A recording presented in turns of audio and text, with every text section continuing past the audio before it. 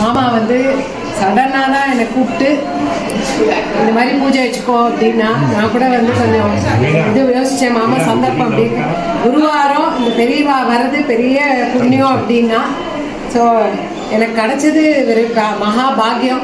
நான் இதுக்கு எதிர்பார்க்கவே இல்லை. மாமாவா எப்படி என்னை கான்டாக்ட் பண்ணாலும் தெரியல. பெரியவா இங்கே வரணும்னு இருக்கு, இந்த ஆற்றுக்கு வரணும்னு இருக்கு.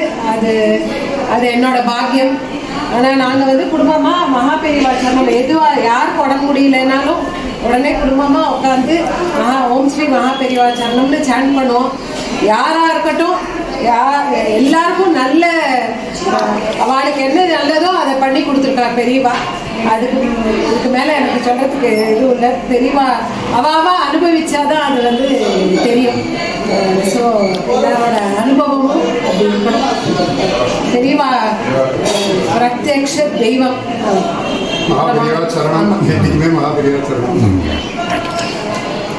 பேச வராது.